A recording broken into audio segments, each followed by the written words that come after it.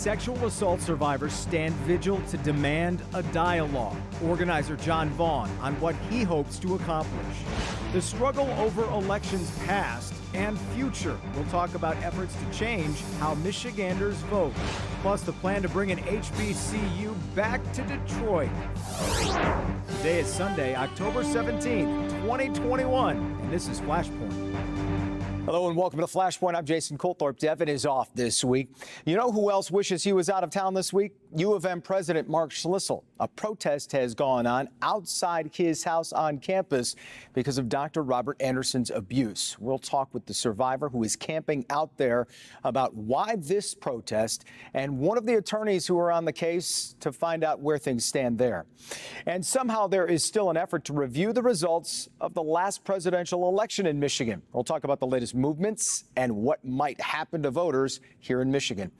And the state's first historically black college is making a comeback to Detroit after nearly a decade away.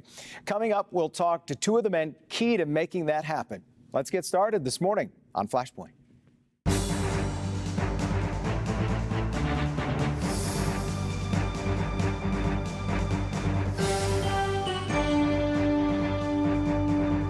Joining us now, former Michigan football star John Vaughn. He played from 1988 to 1990 and endured more than 50 unnecessary invasive exams from Dr. Robert Anderson, as well as other abuses.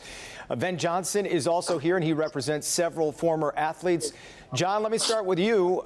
As we tape this, you are now more than a week, I believe you're 8 days into your protest outside President Schlissel's house. Why this protest? Why now? I actually hit a week, 7 o'clock tonight, and it's interesting.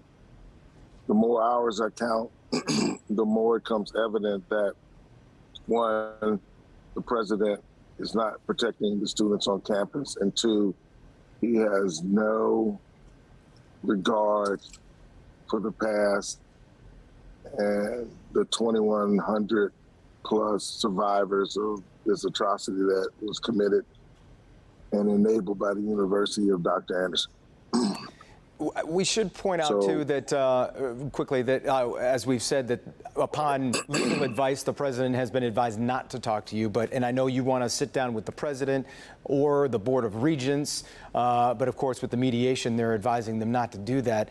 Are you more angry at the current administration or the ones from the past, where the ones who could have stopped Robert Anderson? I think they're all just as guilty, because this administration could have stopped the cover-up, but it didn't. And how not only the Board of Regents and the Office of the President has responded is ridiculous. And they didn't want to talk, don't talk to me. But 95% of the voices speaking to the president on Thursday night were students, and they're concerned for lack of safety on this campus. So, fine, don't talk to John Vaughn. We can't change what happened to us, but the students were standing in solidarity with us and we with them, because the same thing that we went, sexual assault, rape, sexual abuse, and no one there to listen to us or protect us, is the same thing that's going on here today. So I think that statement, full of lies, they had no intentions of doing the right thing. I think they're saying what they're saying because ultimately they got caught in the largest sexual abuse, rape, and cover-up in the history of sports. Yeah. Wednesday night you had was a big protest vigil out there, and you were joined by several people, other survivors, and I know Chuck Christian's out there with you now. What did it mean to have all that support on Wednesday night? It meant a tremendous amount, because, when have you seen so many victims of so many atrocities standing not only for each other, but also there for the current and the future students of America. It was a very touching moment. Yeah. I want to bring in Ven Johnson now real quick for a moment. And Ven, you, at last check, correct me if I'm wrong, I know you represent it was 19 former basketball players and one non-athlete. Is that correct? Yes, sir. You might be off by one or two, but you're right on, Jason. Yeah. Tell me where the case stands at this moment. Well, we're involved in a mediation, which is a settlement process. It is confidential, so obviously can't discuss it. But what's happened is a number of the cases are actually filed in the federal courthouse here in Detroit, the United States District Court, Eastern District of Michigan, and Judge Victoria Roberts is presiding. And the parties are still trying to see whether they can ever come up with a resolution. And either they will within the next few months or they won't. And if they don't, then it's going to go back into court and many motions will be filed and many other court battles will ensue. Yeah. Now, a little while ago, a couple of weeks ago, we heard, I think it was actually a week and a half ago, a tape came out of President Schlissel from last December. I don't know if you're familiar with this, where he... Oh, I heard it, brother. I heard it. Yeah.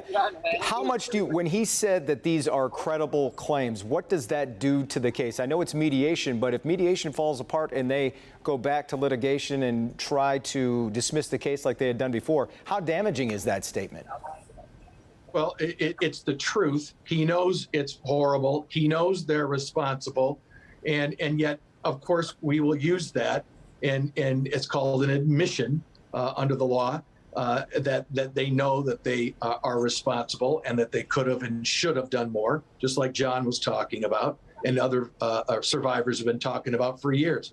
And so, yes, that will be utilized. But even just important, we have to remember that, and not even a year ago, Jason, you and I have talked about this before. They had this, the Wilmer Hale report. So U of M hires a quote independent end quote law firm to investigate and found that they all knew and or should have known and done something about this and didn't. So this is really no news. The only news is, and I agree with John Vaughn completely, is it's time right now for the Board of Regents and U of M to step up and admit that they are at fault and that they will take full responsibility and compensate these survivors, period. Yeah. John, you brought up the past, Ven. I want to bring John back in here. You've talked about Bo Schembechler with mixed feelings, both with reverence and also with some blame. Explain that to me. Well, ultimately, as I said before, there was no way that he didn't know. And it was proven that he did know. And ultimately, if he held us to a certain standard of ethics, morals, and his code of conduct, we too should be able to hold him to that same standard. As simple as that. Yeah. Period. And before I let you go, John, I have to ask you, how long do you plan to go out there? You've been there more than a week now. How long are you going to carry on this protest? Until the job is done. I'm meeting with the, president of the student board today at 4. I'm meeting with a group of professors. There's an issue here on this campus, and collectively we as survivors know that we will have resolution and cannot change what happened to us. But if I may, just take a quick second. On the second day that I was out here, where I knew how acute the situation was and the lack of responsibility and leadership we have in the office of the president, is I had a young lady student say to me, I spend more time on this campus thinking about the next time I'm going to get raped or sexually abused than I do about figuring out my major, because when I reported to the administration, they ignored me. And today, just talking to you, I feel safer than I ever have at this university. This is a university-wide problem that they have been embroiled in the culture of sexual abuse and rape for over half a century. Yeah. So when the job is done, then I will go home. John, good luck out there. Ven, thank you for joining me and for both of you guys. By the way, in response to the protest, a university statement reads in part, at the University of Michigan, we are working every single day to make our campus safer for every member of our community. We are also working toward fair compensation for the Anderson survivors through the confidential court-supervised mediation process that is continuing. Out of respect for that process, there is nothing more we are able to share. We'll be right back.